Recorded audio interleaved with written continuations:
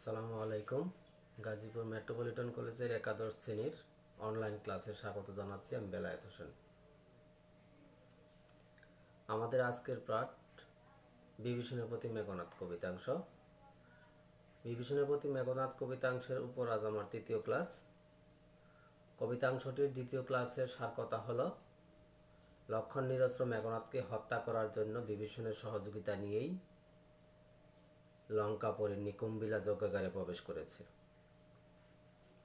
চাচা বিভীষণের এই হীন আচরণ মেঘনাদকে অত্যন্ত আহত করেছে এবং মেঘনাদও চাচা বিভীষণকে তিরস্কার করেছে। রক্ষশ্রেষ্ঠ রাবণের ভাই হয়ে, শুলি শম্ভুনি কুম্ভকর্ণের ভাই হয়ে, বাসববীজি মেঘনাদের চাচা হয়ে, সর্বোপরি সতীনারী নিকষার সন্তান হয়ে তার এমনটি করা অনুচিত ও অশোভন হয়েছে মেঘনাদের দৃষ্টিতে। আকাশের চাঁদ যেমন মাটির ধুলায় গড়াগড়ি যায় না, রাজহাঁস যেমন কাদা মিশ্রিত পুকুরের জলে, শ্যাওলাযুক্ত পুকুরের জলে সাঁতার কাটতে যায় না, পশুরাজ সিংহ যেমন শিয়ালকে বন্ধু বলে সম্বোধন করে না, তেমনি বিভীষণকে রাঘব দাস তথা রামের দাস হিসেবেও শোভা পায় না। মেঘনাদের কাছে বিভীষণের পক্ষে লক্ষণকে পথ দেখিয়ে লঙ্কাপুরীর নিকুম্বিলা যজ্ঞাগারে নিয়ে আসা অত্যন্ত কলঙ্কজনক ঘটনা। মেঘনাদ যুদ্ধের মাধ্যমে লক্ষণকে জমালয়ে তথা মৃত্যুপুরীতে পাঠিয়ে এই কলঙ্ক মুছে ফেলতে চায়। তাই সে বিভীষণকে অনুরোধ করেছে দ্বার ছেড়ে দিতে, তাকে অস্ত্রাগারে যেতে দিতে। লক্ষণ তথা রামের বিরুদ্ধে যাবে বলে বিভীষণ মেঘনাদের অনুরোধে সাড়া দেয়নি, অর্থাৎ তাকে অস্ত্রাগারে যেতে দেয়নি। কেননা বিভীষণ নিজেকে রামের দাস বলে দাবি করেছে এবং রামের ভাই লক্ষণকে লঙ্কাপুরীর যজ্ঞাগার নিকুম্বিলায় নিয়ে এসেছে মেঘনাদকে হত্যা করার জন্য। সেই মেঘনাদকে যদি অস্ত্রাগারে যেতে দেওয়া হয়, তাহলে সে অস্ত্রাগার থেকে অস্ত্র এনে অস্ত্রে শস্ত্রে সজ্জিত হয়ে লক্ষণের বিরুদ্ধে যুদ্ধ করবে। সেই যুদ্ধে অবধারিতভাবেই লক্ষণ পরাস্ত হবে। কেননা মেঘনাদের যেখানে দেবতাদের রাজা ইন্দ্রকে যুদ্ধে পরাজিত করার অভিজ্ঞতা আছে, সেখানে লক্ষণের মতো যোদ্ধা মেঘনাদের কাছে অত্যন্ত সামান্য দুর্বল মানব। এজন্যই বিভীষণ মেঘনাদকে অস্ত্রাগারে যেতে দেয়নি। যেহেতু সে রামের দাস, রাম লক্ষণের পক্ষেরই লোক অন্তত কার্যকলাপে, সেহেতু সে লক্ষণকে হত্যা করার জন্য মেঘনাদকে অস্ত্রাগারে যেতে দিলে পরোক্ষভাবে সেটি রামের বিরুদ্ধে যায়। বিভীষণ রামের বিরুদ্ধে যাবে না। নিরস্ত্র মেঘনাদকে যুদ্ধের আহ্বান জানিয়ে লক্ষণ বীরের ধর্ম তথা বীর প্রথা লঙ্ঘন করেছে। কোনো বীর পুরুষ প্রতিপক্ষকে পেছন থেকে আঘাত করে না, কোনো বীর পুরুষ প্রতিপক্ষকে নিরস্ত্র অবস্থায় যুদ্ধের আহ্বান জানায় না। কিন্তু লক্ষণ মেঘনাদকে উপাসনায় মগ্ন অবস্থায় যখন সে নিরস্ত্র, তখন তাকে যুদ্ধের আহ্বান জানিয়েছে। এই জন্যই বলা হয়েছে যে সে বীর প্রথা অর্থাৎ বীরের ধর্ম লঙ্ঘন করেছে।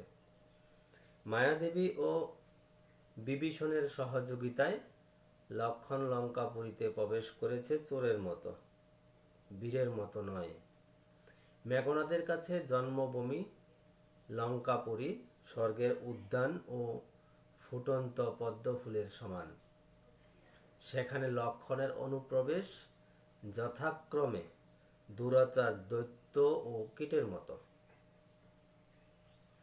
বিশেষত বিভীষণের সহযোগিতায় মেঘনাদকে হত্যার উদ্দেশ্যে লক্ষণের পক্ষে লঙ্কাপুরীর নিকুম্বিলা যজ্ঞাগারে প্রবেশের ঘটনা অসহনীয় ও অত্যন্ত অপমানজনক। মেঘনাদ বলেছে সে এই অপমান সহ্য করতে পারছে না এবং জানতে চেয়েছে চাচা বিভীষণই বা কিভাবে তা সহ্য করছে। গত ক্লাসে আমরা এই পর্যন্ত পড়েছিলাম। এরপরই আসছে বিভীষণের প্রতি উত্তর। মহামন্ত্র বলে যথা নম্র শিরফণী, মলিন বদন লাজে উত্তরিলা রথি, রাবণ অনুজ লক্ষ্মী রাবণ আত্মজে। ফণী কথার অর্থ সাপ। মলিন বদন লাজে অর্থাৎ লজ্জায় মলিন হয়ে মুখমণ্ডল লাল হয়ে গেছে লজ্জায়। উত্তরিলা জবাব দিলা, রথি রথ চালক, এখানে বিভীষণকে বোঝানো হয়েছে। রাবণ অনুজ রাবণের ছোট ভাই, এখানে বিভীষণ। লক্ষ্মী লক্ষ্য করে, রাবণ আত্মজে রাবণ আত্মজ কথার অর্থ রাবণের পুত্র, রাবণের সন্তান, এখানে মেঘনাদ। অর্থাৎ সাপুরে যখন মন্ত্র পাঠ করে তখন সাপ যেভাবে মাথা নত করে তেমনি লজ্জায় মাথা নত করে বিভীষণ মেঘনাদকে উদ্দেশ্য করে বলছে, নহি দোষী আমি বৎস, বৃথা বৎস মোরে তুমি। বৎস কথার অর্থ পুত্র আর বৎস কথার অর্থ তিরস্কার। মেঘনাদের কাছে বিভীষণ দাবি করছে যে হে পুত্র তুল্য মেঘনাদ, আমার নিজের কোনো দোষ নেই, বৃথা বৎস মোরে তুমি, তুমি অযথাই আমাকে তিরস্কার করছো। নিজ কর্মদোষে হায় মজাইলা এ কনক লঙ্কা রাজা মজিলা আপনি।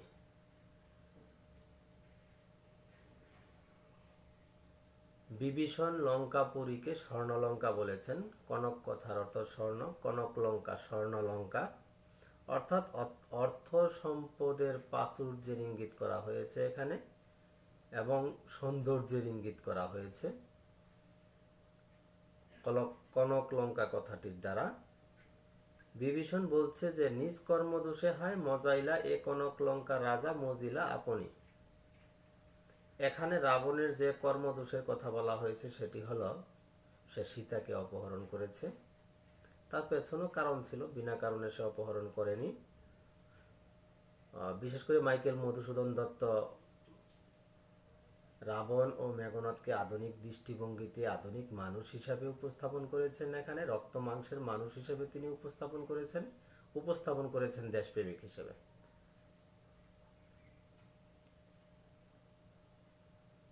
বিভীষণের দাবি অনুযায়ী আজকে যে লঙ্কাপুরী বিপদগ্রস্ত, লঙ্কাপুরীর রাজা রাবণ যে নিজে বিপদগ্রস্ত, এর জন্য রাজা রাবণই দায়ী। রাজা রাবণের কর্মদোষ অর্থাৎ সীতাকে অপহরণের ঘটনাটি এই যুদ্ধের জন্য, লঙ্কাপুরীর আজকের এই বিপদের জন্য, রাজা রাবণের আজকের এই বিপদের জন্য দায়ী।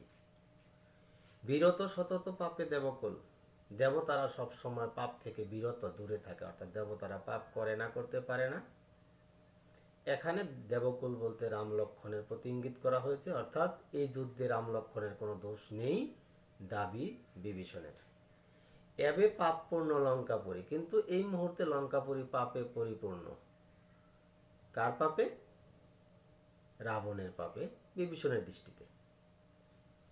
প্রলয়ে যেমতি বসুধা, প্রলয় কথার অর্থ জ্বর, বসুধা পৃথিবী, ডুবিছে লঙ্কা এ কাল সলিলে, অর্থাৎ রাবণের পাপকে এখানে কাল সলিল বলা হয়েছে।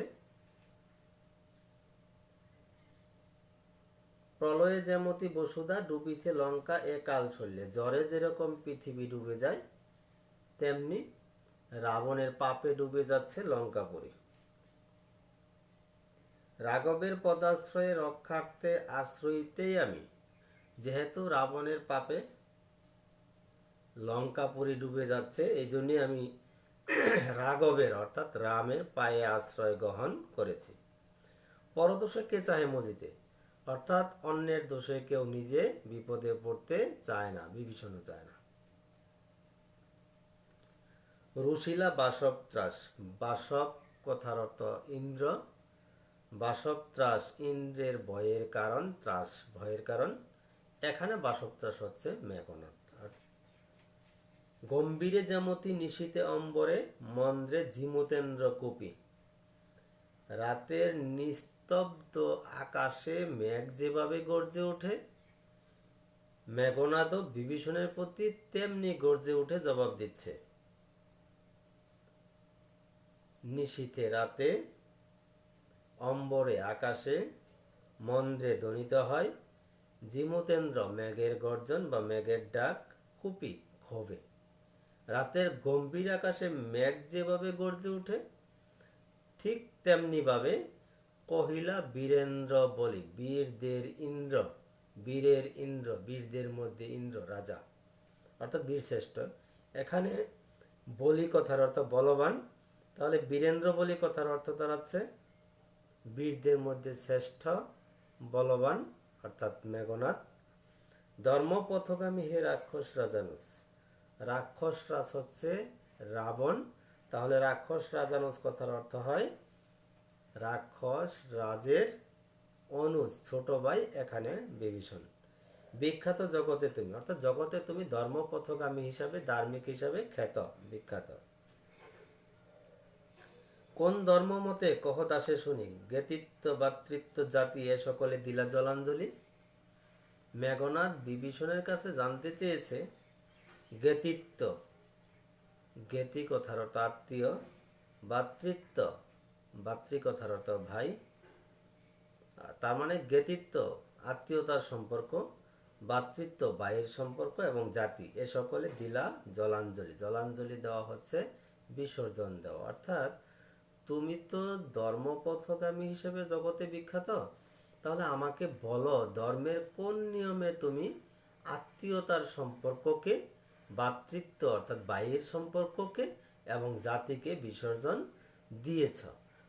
লক্ষণকে পথ দেখিয়ে লঙ্কাপুরীর নিকুম্বিলা যজ্ঞাগারে নিয়ে আসা, মেঘনাদকে হত্যা করার পরিবেশ তৈরি করে দেয়া, আর জাতিকে, আত্মীয়কে, ভাইকে বিসর্জন দেওয়া মেঘনাদের দৃষ্টিতে সমান কথা।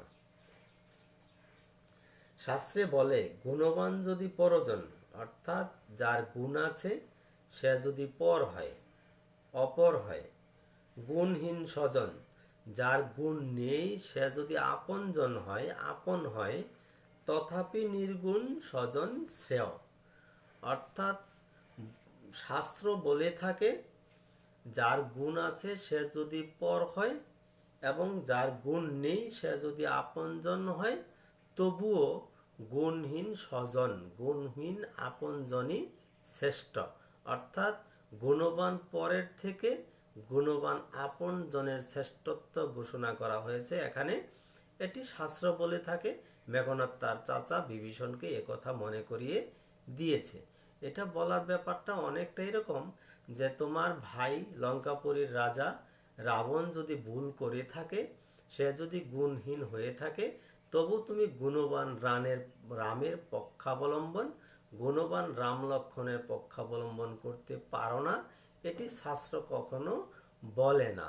তোমার উচিত ছিল গুণহীন আপনজনের পক্ষে থাকা, কারণ শাস্ত্র বলে থাকে নির্গুণ স্বজন শ্রেয়, অর্থাৎ গুণহীন আপনজনই শ্রেষ্ঠ।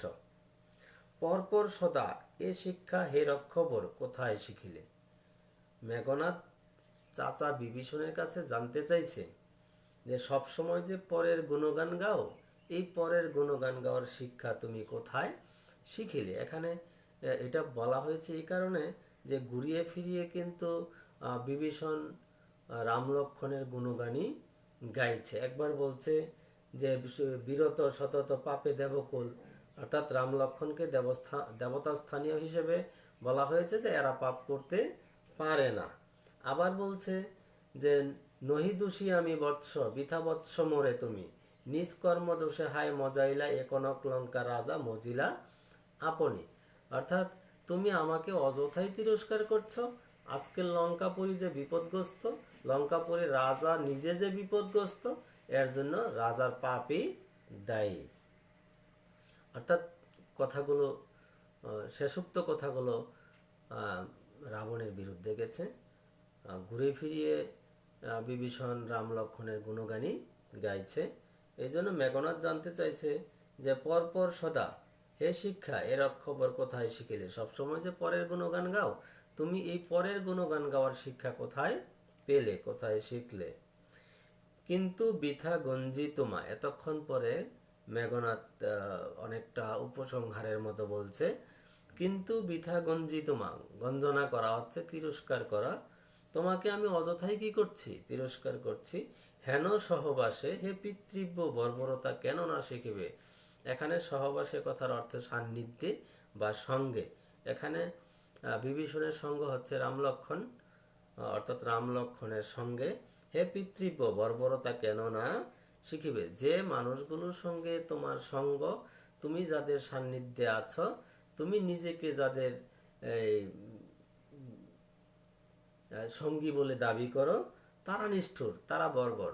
তুমি তাদের কাছ থেকে বর্বরতা শিখবে, এটি খুব স্বাভাবিক।